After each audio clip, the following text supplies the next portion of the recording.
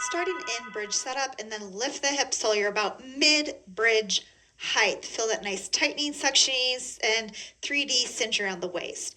Now we're going to tuck the tailbone, so dog with its tail between its legs until we gently tap the low back to the mat and then lift back up to that midway. And then we're going to tilt the tailbone so things sticking your butt out. So now we have this arc happening at the low back. Gently tap the butt and lift it back up. So don't fully release. So we're going from this tuck, this rounding of the spine. So think kind of cat-like in that lower region. And then the cow-like, that arc happening to gently tap the butt, but not fully release and bring it back up to that mid-level. So you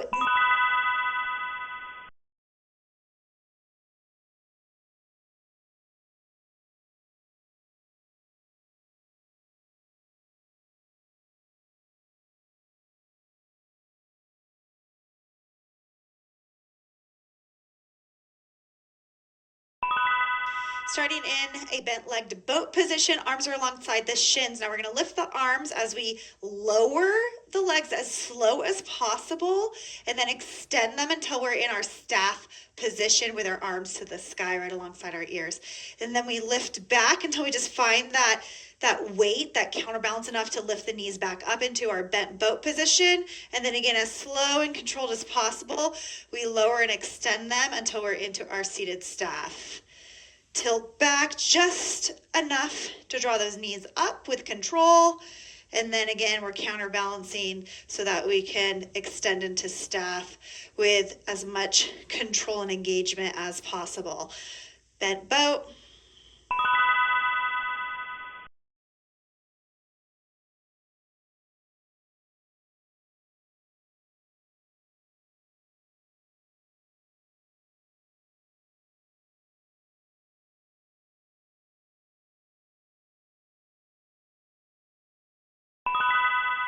Beginning in Sphinx position with the elbows below the shoulders, and then pull the forearms back. Feel that traction that opens the chest. Now we're going to roll up. So start to round the back and tuck the tailbone and puff up the upper back as we shift the hips up and back, staying on the knees, and then extend the arms long and look forward into puppy. Don't fully release. So we're staying in between stages. We roll forward, plant the elbows below the shoulders, and slowly lower the hips back down. The final touch is that traction, pulling the elbows towards the body. And then again, roll out of it. Extend the arms, shift the hips back, up and back into puppy pose. Roll forward, and then drop those elbows.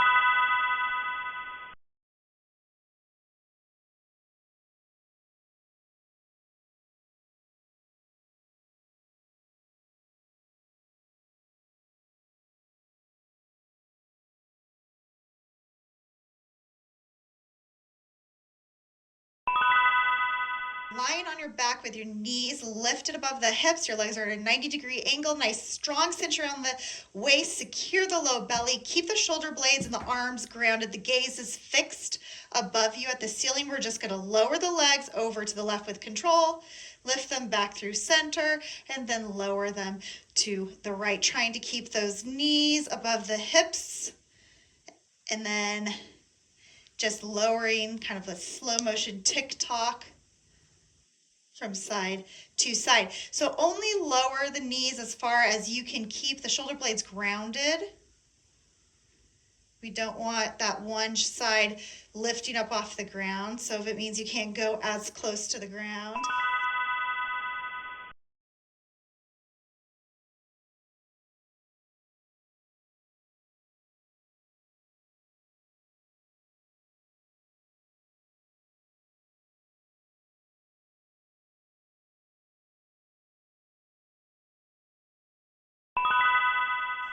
Setting up in a mermaid style pigeon, so the heel of the right leg, the front bent right leg, is right at your left hip point. And then try to square the pelvis, secure the midline, hands at the waist for extra stabilization and reminders.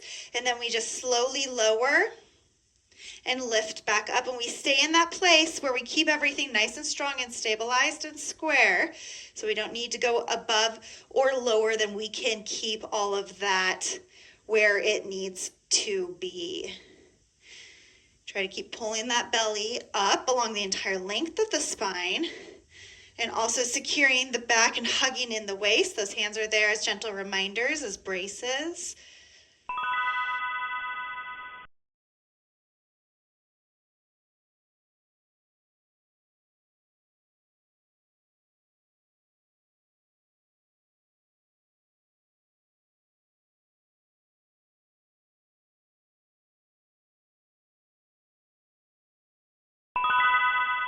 Switching sides, left leg forward, the left heel at the right hip point, then we square and secure.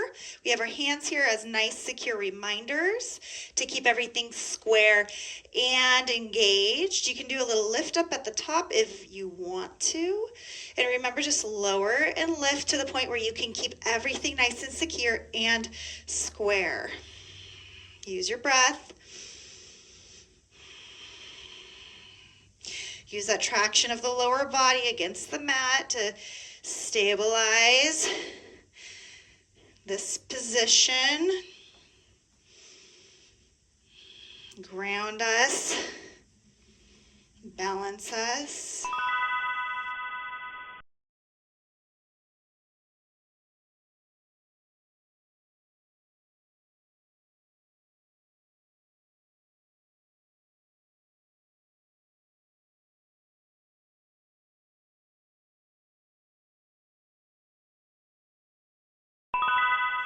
Lifting to that mid bridge, secure and cinch, and then we're going to tuck, lower, lift, tilt, lower, lift. So this is our round 2. We have got a good idea about what we're doing now, where we're supposed to be going. So this time we can kind of work on how to do it and how to do it well, how to get in as many quality rounds as possible. Really trying to feel that movement and smooth it out. Sync it together.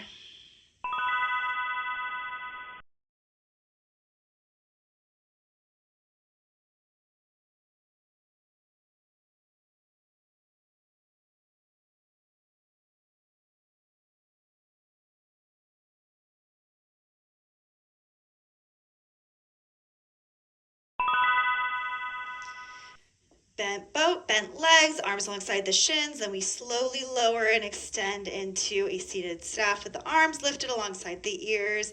We come back in, just lowering backwards enough to counterbalance the weight and come back into that bent boat position.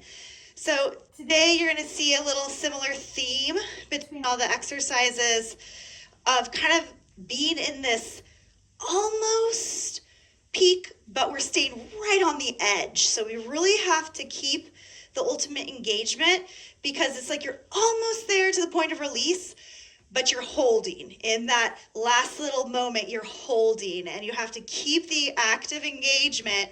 You can never kind of talk.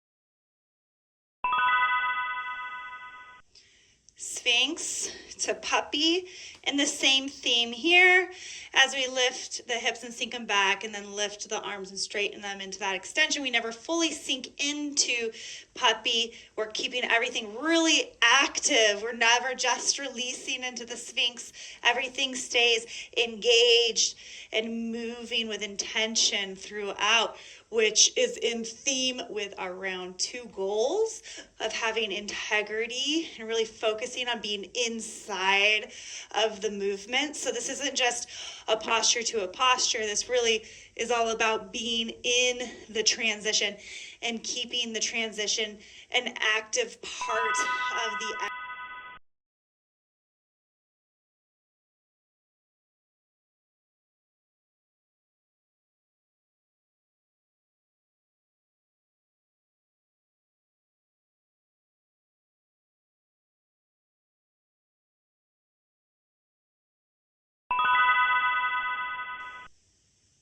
Legs beginning in that 90-degree angle with the knees above the hips and a very secure waist. We rotate the legs, tick-tocking slow motion, side to side, while keeping the shoulder blades grounded to the mat below you and the gaze fixed above. Try to keep reminding yourself to squeeze those legs together and keep the knees above the hips.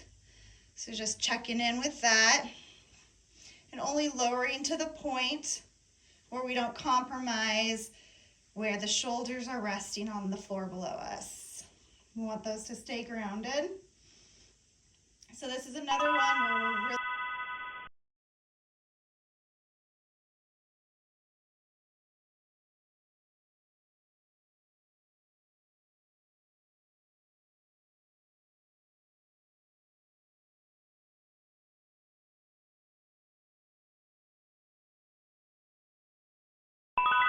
all right, that mermaid pigeon. Nice, strong, lower and lift.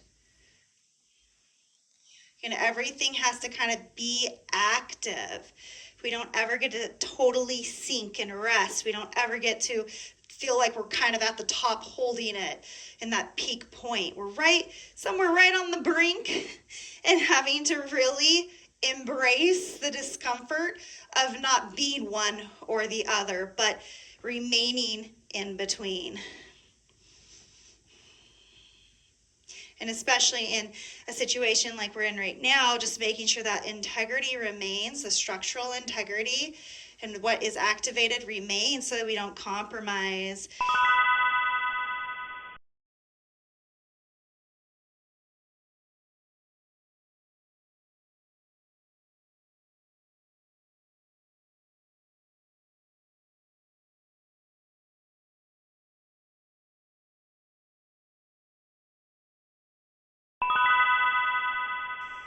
And taking that to the other side. So lowering and lifting. And you can even do a little traction pull up, pulling those legs towards one another, using the traction against the mat for a little bit of an elevation at the top.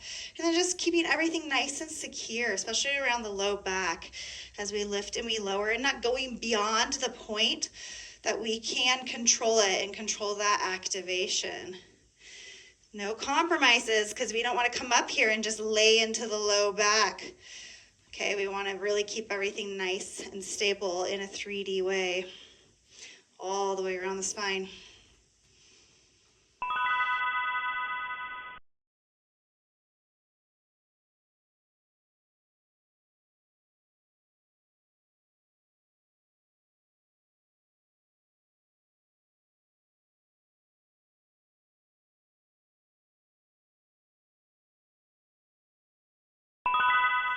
Lifting into our mid bridge, and then that tuck, lower, lift, tilt, lower, lift. So crazy enough, we're already on round 3, which it feels like this one went by really fast to me.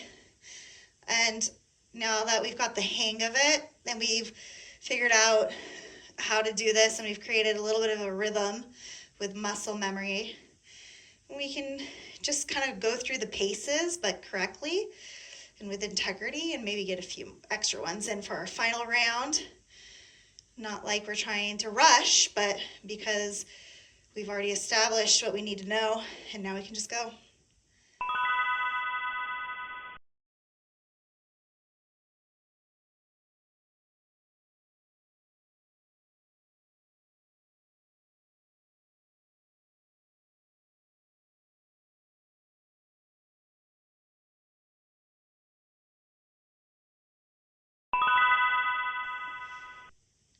Boat with bent legs, extending into staff, lifting into that bent leg boat, and then extending into staff. So this is all about resisting gravity to make it as controlled as possible, and trying not to rest or release at any point on the lift or the lower, staying in the transition.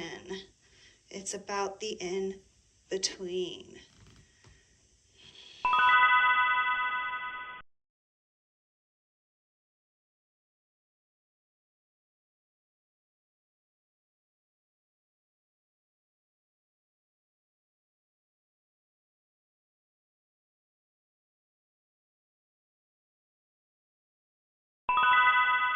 Sphinx rolling up with a nice strong control, sinking back, extending the arms, looking forward into puppy, and not settling in, just immediately rolling forward again.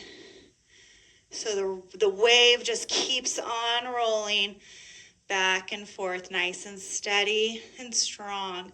Really feeling how that low belly contributes to this constant activation and that sensation of pulling back and lifting and controlling that lower down.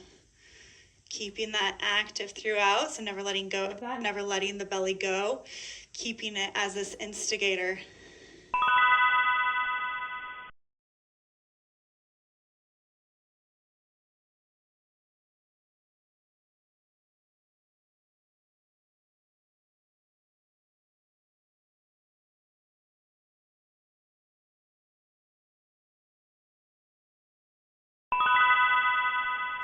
Tick-tocking our 90-degree angle legs from one side to the other, but keep that shoulder grounded.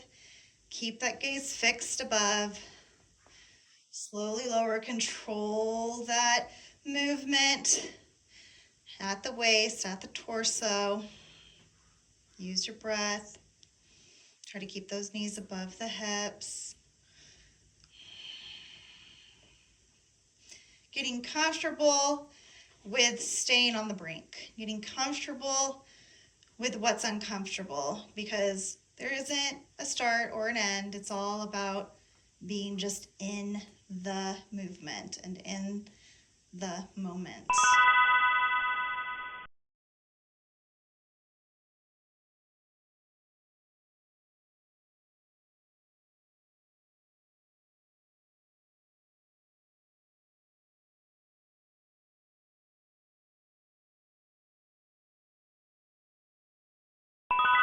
Mermaid pigeons, lift and lowers, really securing that midline and the low back all the way around. Controlled lower, and then a little bit of an elevated lift as we traction pull the legs towards one another.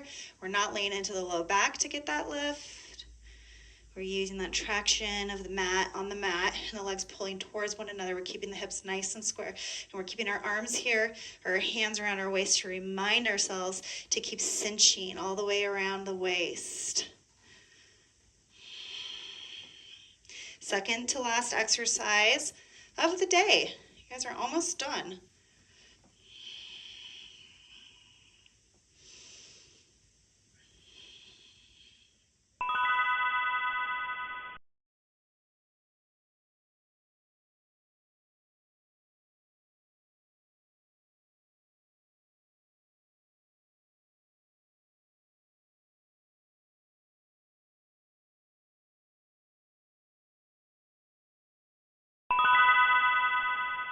Same thing, opposite side, securing the midline, and then keeping that throughout our lifting and lowering. And a little elevation addition at the top by pulling the legs towards one another using that traction of the mat or the ground below you. The in-between. This is our in-between day. Really focusing on that transition and never being outside of it. Melting one piece to the other so it just becomes its own whole.